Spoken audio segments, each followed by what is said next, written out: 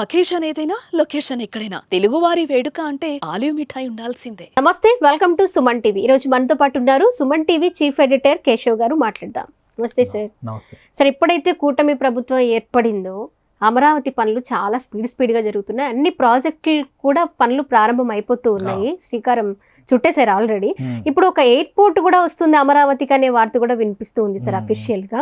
ఎలా చూడాలి? ఆల్రెడీ గన్నవరంలో విజయవాడ దగ్గరలో ఒక ఎయిర్పోర్ట్ ఉంది, మళ్ళీ అమరావతిలో ఒక ఎయిర్పోర్ట్ అంటే ఇది ఎలా చూడొచ్చు అంటారు? ఎప్పట్లో స్టార్ట్? అంటే అమరావతి అని కాదు కానీ ఆంధ్రప్రదేశ్లోనే ఎయిర్పోర్ట్ల సంఖ్య పెరిగేటువంటి అవకాశం ఉంది. ఓకే, అది ఏపీ గవర్నమెంట్ ప్రయారిటీ ఒక యాంగిల్ అయితే సెంట్రల్ గవర్నమెంట్ ప్రయారిటీ ఇంకొక యాంగిల్. ఎందుకంటే ఇది ఈస్ట్ కోస్ట్కి సంబంధించి చాలా కీలకమైనటువంటి పాయింట్. ఇటు తమిళనాడు నుంచి అటు కలకత్తా వరకు ఉన్నటువంటి బెల్ట్లో, పశ్చిమ బెంగాల్ వరకు ఉన్నటువంటి బెల్ట్లో ఆంధ్రప్రదేశ్ ఒక కీలకమైనటువంటి భాగం. విజయవాడ రైల్వే స్టేషన్ ఇప్పుడు కాదు, 100-150 ఏళ్ల క్రితం నుంచి కూడా ఒక కీలకమైనటువంటి జంక్షన్ పాయింట్. ఎందుకంటే మద్రాస్ టు కలకత్తా ఈ లింక్లో ఇది ఒక ముఖ్యమైనటువంటి పాయింట్. అదే తరహాలో ఇప్పుడు సెంట్రల్ గవర్నమెంట్ ఉడాన్ యోజన అని చెప్పని కొన్ని స్కీమ్స్ తీసుకుంది. 2-3 కేటగిరీస్ ఉన్నాయి అందులో. ఒకటి కార్గో రిలేటెడ్, తర్వాత civil aviation development, at the same time దేశ సైనిక అవసరాలకు తగ్గట్టుగా ప్రతి ప్రాంతంలో కూడా ఎయిర్ స్ట్రిప్లు, ఫుల్ కమర్షియల్ ఎయిర్పోర్ట్స్ రన్ చేయాలి అనేటువంటి ఒక ఆలోచన చేసింది. అందులో భాగంగానే 120 ఎయిర్పోర్ట్ల నిర్మాణానికి కొత్తగా ఈ సంవత్సరం బడ్జెట్లో కూడా ప్రపోజ్ చేశారు దాన్ని. ఓకే, సో ఆ కన్సిడరేషన్స్ వలన ఏపీలో ఎయిర్పోర్ట్ల సంఖ్య పెంచడానికి సుముఖంగా ఉంది. నాకు ఉన్నటువంటి సమాచారం ప్రకారం ఇప్పుడు ఉన్న ఎయిర్పోర్ట్స్ కాకుండా మరొక 5 ఎయిర్పోర్ట్లకి లైన్ క్లియర్ అయిపోయింది, అంటే గ్రీన్ సిగ్నల్ ఇచ్చేసింది. ఆల్రెడీ నెల్లూరు దగ్గర దగదర్తి ఎయిర్పోర్టు 2017-18లోనే క్లియరెన్స్ ఇచ్చారు, పనులు కూడా మొదలుపెట్టారు. లాస్ట్ 4-5 ఏళ్లలో మళ్ళీ కొంత డౌన్ అయింది అదే అలా ఆగింది. ఇప్పుడు 5 ఎయిర్పోర్ట్లకు సంబంధించి కూడా ఒక స్పష్టత ఇచ్చేశారు. మీరు అబ్జర్వ్ చేస్తే కర్నూలు ఎయిర్పోర్టు, కడప ఎయిర్పోర్ట్ ఇవి కూడా 2014 తర్వాత డెవలప్ అయినటువంటి ఎయిర్పోర్ట్సే. అంతకుముందర పుట్టపర్తి అంటే ఆయన సాయిబాబా గారు ఉండేవాళ్ళు కాబట్టి ప్రత్యేకంగా ఆయన ప్రైవేట్లో డెవలప్ చేయించుకున్నటువంటి ప్రైవేట్ ఎయిర్పోర్ట్ అది. తిరుపతి పిలిగ్రిమ్ సెంటర్ కాబట్టి ఖచ్చితంగా అక్కడ ఒక ఎయిర్పోర్ట్ ఉండాలి. రాయలసీమలో అవి 2 ఉండేవి, 2 యాడ్ అయినాయి. ఓకే, ఇప్పుడు Bhogapuram airport,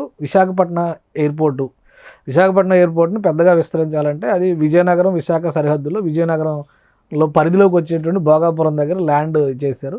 Alluri Sitaramaraju international airport అని పేరు కూడా డిసైడ్ చేసింది ఆంధ్రప్రదేశ్ ప్రభుత్వం. దానికి సంబంధించినటువంటి క్లారిటీ కూడా ఇచ్చింది. కాబట్టి ఈ అల్లూరు సీతారామరాజు ఇంటర్నేషనల్ ఎయిర్పోర్ట్ని 2026 నాటికి వినియోగంలోకి తీసుకురావాలనేటువంటి ఒక ప్రయత్నం ఆంధ్రప్రదేశ్ ప్రభుత్వం చేస్తుంది. ఇంకా చెప్పాలంటే మీకు రీసెంట్గా జిఎంఆర్ సంస్థ అది నిర్మిస్తుంది ఎయిర్పోర్ట్ని.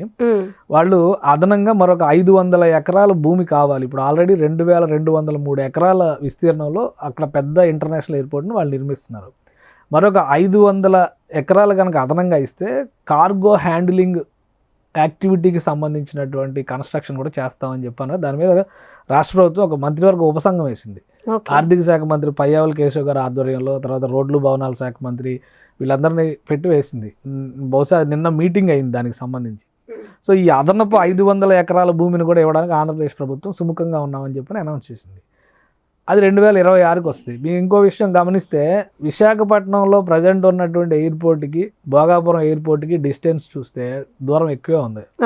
అలానే విశాఖ కోర్ సిటీకి భోగాపురంకి చూస్తే దాదాపు 60 కిలోమీటర్ల దూరం వస్తుంది. అంటే విశాఖపట్నం ఎయిర్పోర్ట్ కూడా రాబోయే రోజుల్లో డొమెస్టిక్ ఎయిర్లైన్స్కి, ఎయిర్ సర్వీసెస్కి వినియోగంలో ఉండే అవకాశం ఉంది. అదే తరహాలో తుని అమలాపురం మధ్యలో లేదా తుని కాకినాడ మధ్యలో ఒక ఎయిర్పోర్ట్ గురించి ప్రతిపాదన నడుస్తుంది. కాకినాడని విశాఖపట్నం తర్వాత సెకండ్ హబ్గా ఏపీ గవర్నమెంట్ ప్రయత్నాలు చేస్తుంది. ఇది ఎనర్జీ హబ్గా, గ్రీన్ ఎనర్జీకి సంబంధించి అక్కడ గ్రీన్ అమోనియాకి సంబంధించిన ఫ్యాక్టరీ పెట్టారు. నిన్నగాక మొన్నే కొన్ని ఒప్పందాలు అయినాయి. LNG, liquefied natural gas plant పెట్టబోతున్నారు. సో వీటన్నిటికి సంబంధించి అక్కడ అవసరం ఉంటుంది. తాడేపల్లిగూడెంలో ఎయిర్పోర్ట్ అంటున్నారు. విజయవాడకి ఆల్రెడీ గన్నవరం ఎయిర్పోర్ట్ ఉంది, దాన్ని విస్తరిస్తున్నారు. ఇటువైపు వచ్చి నాగార్జున సాగర్, ఆంధ్ర తెలంగాణ బార్డర్లో ఒక ఎయిర్పోర్టు, ఒంగోలులో ఒక ఎయిర్పోర్టు, ఇవన్నీ ప్లాన్ చేస్తున్నారు. సో ఈ క్రమంలో అమరావతి ఒక ఫ్యూచర్ సిటీగా డెవలప్ అవుతుంది కాబట్టి ఒక ఫ్యూచర్ సిటీకి ఒక అంతర్జాతీయ విమానాశ్రయం ఉండాలి అనేటువంటి ఒక ఆలోచన రాష్ట్ర ప్రభుత్వం చేస్తుంది. దానికి సంబంధించిన ప్రతిపాదన ఇప్పుడు కాదు, 16-17లో మాస్టర్ ప్లాన్లో భాగంగానే ఈ చర్చ జరిగింది. మంగళగిరి ప్రాంతంలో ఒక ఎయిర్పోర్ట్, ఇంటర్నేషనల్ ఎయిర్పోర్ట్ పెట్టాలి అని, మంగళగిరి కంటే కూడా ఇంకొంచెం డిస్టెన్స్లో పెడితే బెటర్ అని. మనకి ఒక 3-4 డేస్ బ్యాక్ వచ్చిన ఒక ఇన్ఫర్మేషన్ ప్రకారం మైలవరంలో 2000 ఎకరాల ఫారెస్ట్ ల్యాండ్ ఉంది, మరొక 500 ఎకరాలు సేకరణ చేస్తే కనుక అక్కడ ఎయిర్పోర్ట్ పెట్టొచ్చు అనేది. మైలవరం అంటే కొంత డిస్టెంట్ అవుతుంది కాబట్టి అమరావతి కోర్ క్యాపిటల్ ఏరియాకి దగ్గరగా ఉండే విధంగా లొకేషన్ డిసైడ్ చేయాలని చెప్పని ఇటు పల్నాడు ఏరియా వైపు కొన్ని ప్రాంతాలని వీటన్నిటిని కూడా రాష్ట్ర ప్రభుత్వం పరిశీలన చేస్తుంది, అధ్యయనం చేస్తుంది. కాబట్టి ఒక ఎయిర్పోర్ట్ అవసరం, భవిష్యత్ అవసరం. అది ఆ అవసరాలకి తగ్గట్టుగానే ప్రణాళికలు చేసేటువంటి ప్రయత్నం జరుగుతుంది. మంత్రివర్గ ఉపసంఘం మీటింగ్లో ఇది కూడా చర్చకు వచ్చినట్టుగా సమాచారం ఉంది. అన్నిటికంటే ముందు టాప్ ప్రయారిటీ కింద అల్లూరు సీతారామరాజు ఇంటర్నేషనల్ ఎయిర్పోర్ట్కి సంబంధించి అదనంగా 500 ఎకరాలు భూమి ఇవ్వడం అనేది సముచితం. రాబోయేటువంటి రోజుల్లో ఎకనామిక్ యాక్టివిటీస్కి, పైగా ఆ పరిసర ప్రాంతాల్లో ఫార్మా హబ్ డెవలప్ చేసేటువంటి ప్రయత్నాలు రాష్ట్ర ప్రభుత్వం చేస్తుంది. కాబట్టి అక్కడ వినియోగంలోకి రావడానికి ఎక్కువగా అవకాశం ఉంటుంది. కాబట్టి ఆ ఎయిర్పోర్ట్కి మరొక 500 ఎకరాలు ఇవ్వాలనే దాని మీద మాత్రం క్లారిటీ ఇచ్చింది మంత్రివర్గ ఉపసంఘం. కాబట్టి రాష్ట్రం క్యాబినెట్ ఇదంతా కూడా ప్రొసీజర్ ఉంటుంది. క్యాబినెట్ అప్రూవల్ ఇవన్నీ అయిన తర్వాతే వాళ్ళకి ఎండార్స్మెంట్ జరుగుతుంది. అందులో భాగంగానే అమరావతి రాజధానికి సంబంధించి చాలా వ్యవహారాలు, ఇప్పుడు ఔటర్ రింగ్ రోడ్డు, మెట్రో రైలు ఎందుకు విజయవాడకు అన్నారు, మరి విజయవాడకు మెట్రో రైలు రేపు సెంట్రల్ గవర్నమెంట్ కట్టడానికి వస్తుంది కదా, విశాఖపట్నానికి మెట్రో రైలు వేస్తున్నారు కదా, విశాఖపట్నం సిటీ నుంచి భోగాపురం ఎయిర్పోర్ట్ దాకా ప్లానింగ్ ఉంది. సో ఇవన్నీ వస్తున్నాయి కాబట్టి ఒక విధంగా చెప్పాలంటే సివిల్ ఏవియేషన్ని, పౌర విమానయానాన్ని పెద్ద ఎత్తున ప్రోత్సహించడం ఒక ఆస్పెక్టు, కార్గో హ్యాండ్లింగ్స్ని పెంచడం మరొక ఆస్పెక్టు. సో ఈ రెండింటి దృష్ట్యా సౌత్ ఈస్ట్, ప్రధానంగా సౌత్ ఈస్ట్ లింక్లో ఆంధ్రప్రదేశ్ ఒక కీలకమైనటువంటి భాగస్వామి కాబోతుంది. అందులో భాగంగానే ఈ ప్రయత్నాలు జరుగుతున్నాయి.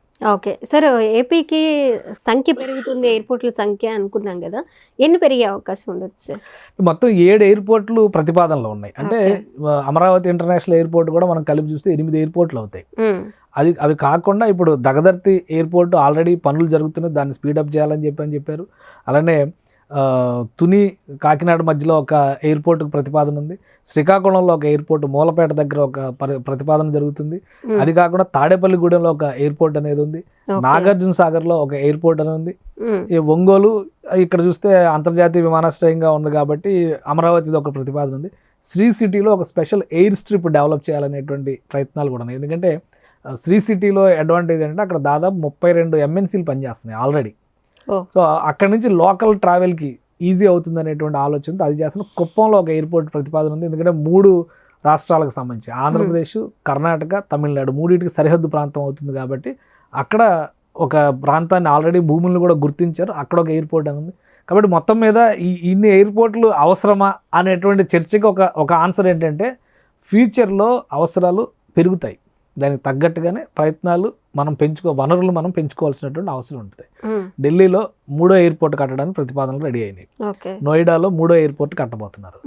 ముంబైలో, నవీ ముంబైలో 3వ ఎయిర్పోర్ట్ కట్టబోతున్నారు. దానికి ఆల్రెడీ ల్యాండ్ ఎలకేషన్ అయింది, ఆల్రెడీ దానికి సంబంధించినటువంటి ప్రొసీజర్ కూడా స్టార్ట్ అయిపోయింది.